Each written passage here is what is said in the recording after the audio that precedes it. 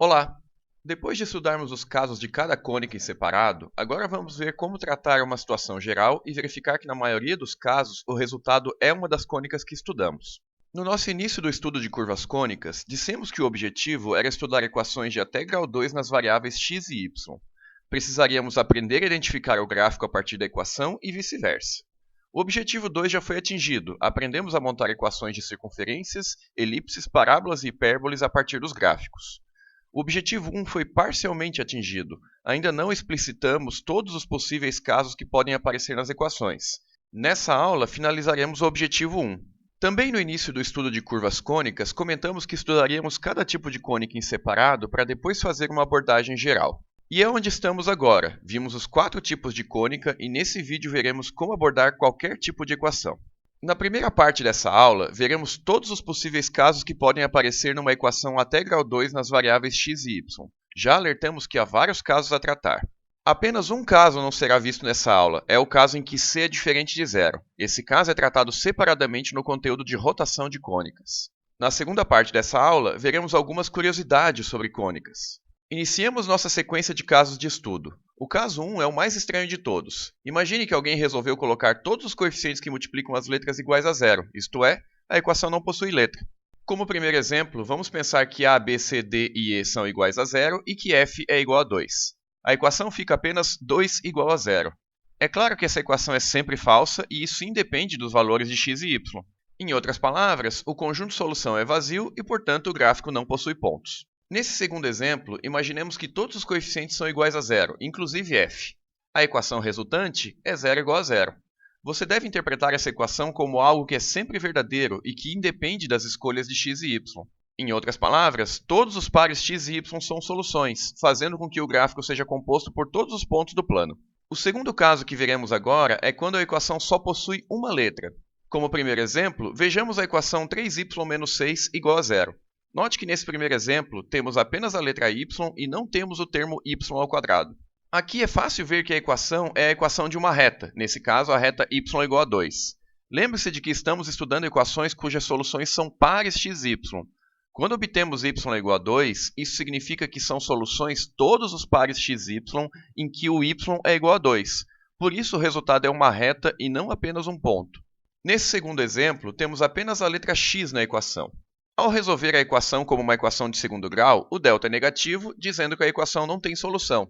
Se nenhum x satisfaz, então a igualdade nunca é verdadeira, independentemente das escolhas de x e y. Com isso, o conjunto de solução é vazio e o gráfico não possui pontos. Mais um exemplo, agora tendo apenas a letra y e também com um quadrado na equação. Resolvendo a equação do segundo grau, o delta dá zero, fornecendo apenas uma solução, que é y igual a 1. Entenda que essa solução diz que a igualdade é verdadeira para qualquer par xy em que y é igual a 1. Por isso, o gráfico é a reta de todos os pontos que tem y igual a 1. Vejamos mais um exemplo, somente com a letra x e com o quadrado. Ao resolver a equação de segundo grau, encontramos x igual a 1 ou x igual a 2. Note que como a equação é uma equação em x e y, isso diz que todo par xy em que x igual a 1 ou x igual a 2 é solução. Em outras palavras, o gráfico é composto pelas retas x igual a 1 e x igual a 2. Nosso terceiro caso é uma equação que tem as duas letras, mas sem quadrados. Como exemplo, vejamos o que acontece com a equação 2x menos y mais 1 igual a 0. Essa equação foi estudada na geometria analítica da escola. Sabemos que o gráfico é uma reta. Nosso quarto caso é uma equação com as duas letras e com o quadrado apenas em uma. Como exemplo, vejamos o que acontece com a equação 2x ao quadrado menos 4x menos 40y menos 78 igual a 0. Toda equação que tem as duas letras e apenas um quadrado pode ser reescrita na forma padrão da equação da parábola. Nesse nosso exemplo, completamos o quadrado em x e ajeitamos para ficar com a reescrita 2 vezes 10 vezes y mais 2 igual a x menos 1 ao quadrado, que é uma parábola voltada para cima com vértice 1 menos 2 e p igual a 10. E não há necessidade de outros exemplos aqui. Toda vez que tiver as duas letras e apenas um quadrado, podemos garantir que é uma parábola. O caso 5 é o mais trabalhoso, quando as duas letras estão presentes e os dois quadrados também estão presentes. Com a presença dos dois quadrados, podemos completar quadrados em x e y e reescrever a equação na forma de números m e n vezes os quadrados completados igual ao número p. Como estamos tratando o caso em que os dois quadrados existem, então m e n não podem ser iguais a zero. Esse caso vai realmente dar trabalho, terá alguns subcasos e peço que você tenha paciência para acompanhar todos eles e, principalmente, a reconhecer a diferença entre cada um. Não tente decorar, é preciso que você olhe para a equação e saiba como proceder. Os casos que veremos se baseiam em possíveis escolhas dos sinais m, n e p. Note que m, n e p já são os coeficientes que aparecem após completar os quadrados, então, em nossos exemplos, já vamos iniciar com nossas equações nesse formato. Nas nossas subdivisões de casos, consideraremos casos em que m e n têm sinais iguais ou opostos. E para p, consideraremos casos em que p é igual ou diferente de zero. Nosso primeiro subcaso é com m e n de sinais opostos e p diferente de zero. Como exemplo, vejamos a equação 4x menos 1 ao quadrado menos 9y mais 1 ao quadrado igual a 36. Nesse exemplo, basta dividir tudo por 36 que chegamos à equação padrão de uma hipérbole. Observe nesse segundo exemplo que, mesmo no caso em que p é negativo, obtemos novamente uma hipérbole. A ideia é que, ao multiplicar a equação por menos 1, a equação continua tendo m e n com sinais opostos, como no exemplo anterior. Nesse exemplo em particular, já dividimos tudo por menos 10, chegando à equação padrão de uma hipérbole. A conclusão aqui é que o resultado, nesse caso 5.1, sempre é uma hipérbole. Vejamos agora o caso em que m e n ainda têm sinais opostos, mas p é igual a zero. Como exemplo, consideremos a equação 4x menos 1 ao quadrado menos 9y mais 1 ao quadrado igual a zero. A forma correta de abordar essa equação é passar um dos termos para o outro lado da equação e obter uma igualdade de número vezes quadrados. Extraindo a raiz quadrada de ambos os lados, ficamos com 2 módulo de x menos 1 igual a 3 módulo de y mais 1. A igualdade com os dois módulos dá origem a duas equações sem módulo cujos gráficos são retas. Portanto, o gráfico é composto por duas retas. Esse normalmente é um exemplo que muitos não entendem porque não entendem a passagem de extrair a raiz, obter módulo e depois interpretar o módulo. Se essa foi sua dificuldade, o problema não está em geometria analítica, está na manipulação de equações. Dê uma revisada em equações envolvendo quadrados, raízes e módulos que você vai ver que esse caso estudado aqui é bem fácil de entender. Finalizando, toda vez que tivermos m e n com sinais opostos e p igual a zero, sempre será possível aplicar esse raciocínio e obter como resposta duas retas. Agora vamos estudar o caso em que m e n têm sinais iguais e p é igual a zero. Como primeiro exemplo, vejamos a equação 4x menos 1 ao quadrado mais 9y mais 1 ao quadrado igual a zero.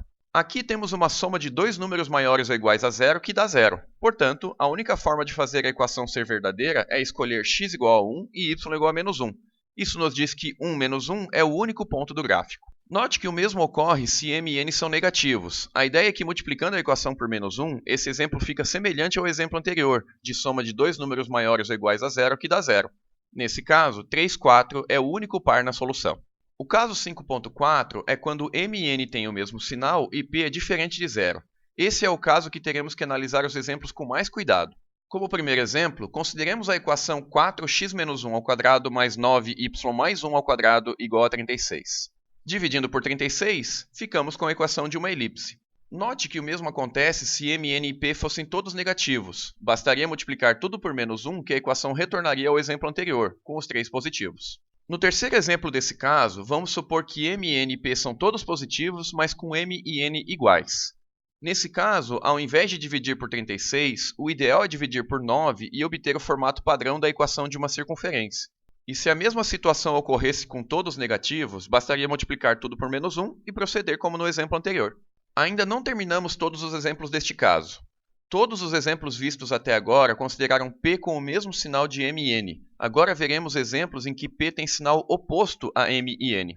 Vejamos o exemplo 4x menos 1 ao quadrado mais 9y mais 1 ao quadrado igual a menos 36. Aqui temos uma soma de números não negativos que dá menos 36, e isso é claramente impossível. Portanto, o conjunto solução é vazio e o gráfico não possui pontos. Note que o mesmo ocorre se m e n são negativos e p é positivo. Basta multiplicar tudo por menos 1 que o exemplo anterior é obtido. E isso encerra todos os casos que nós propusemos a tratar. Convido você a olhar para a equação inicial e verificar que nenhum caso ficou faltando, exceto o caso diferente de zero que falamos que não seria abordado. Vamos falar um pouquinho do caso que será tratado em rotação de cônicas, o caso C diferente de zero, isto é, o caso em que tem o termo xy. É possível mostrar que, mesmo com C diferente de zero, os gráficos obtidos são similares aos vistos aqui nos nossos casos 1 a 5, exceto que com C diferente de zero, eles podem aparecer rotacionados. Só para ilustrar essa ideia, o gráfico da equação 3x² mais y² mais 2xy mais 7x mais 2y menos 10 igual a zero é uma elipse cujos eixos maior e menor não são paralelos aos eixos x e y. Quando você estudar rotação de cônicas, você verá como obter o gráfico nesses casos. Iniciamos agora a segunda parte dessa aula, que é falar de curiosidades sobre cônicas. A primeira delas é sobre o nome. As cônicas são chamadas de cônicas porque é possível mostrar que os gráficos de circunferências, elipses, parábolas e hipérboles podem ser obtidos ao cortar uma superfície cônica com algum plano. Uma superfície cônica é uma superfície em 3 dimensões em forma de cone, em que há 2 cones opostos um ao outro.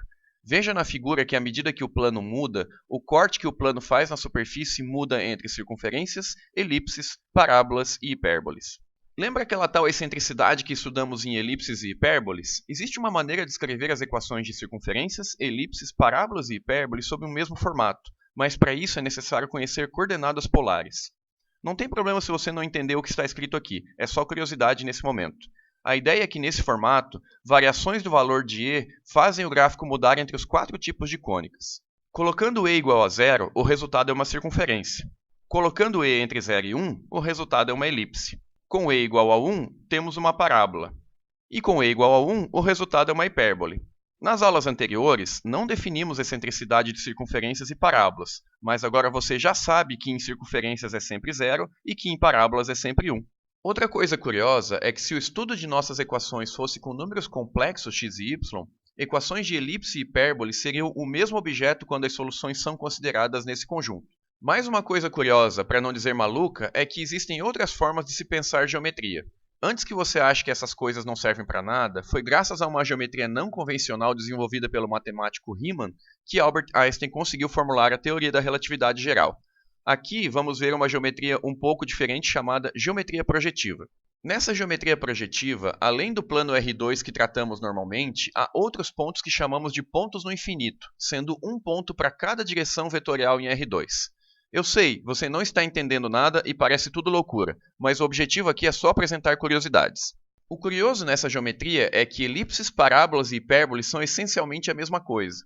Uma parábola é vista como uma elipse bem esticada que só se fecha no infinito. Já uma hipérbole também é uma elipse em que os ramos se encontram e se ligam no infinito. Ok, eu sei que isso parece loucura, mas essas loucuras matemáticas podem ser o início de formulações para avanços em várias áreas. Além do exemplo da teoria da relatividade geral, a mecânica quântica também é baseada em loucuras matemáticas até então vistas sem aplicação. Para finalizar, vejamos como você pode utilizar o que aprendeu de cônicas em disciplinas de cálculo. Algo muito comum em cálculo é ter que fazer gráfico de funções. Vejamos aqui como fazer o gráfico da função raiz de 2x menos x² mais 2. À primeira vista, essa função não tem um gráfico fácil de fazer, mas com geometria analítica faremos o gráfico de forma bem rápida. A primeira etapa é reconhecer restrições que o conjunto imagem da função tem. Normalmente, a restrição que precisamos é bem fácil de obter. No caso da função f, como ela é 2 mais o resultado de uma raiz, então com certeza f de x é sempre maior ou igual a 2.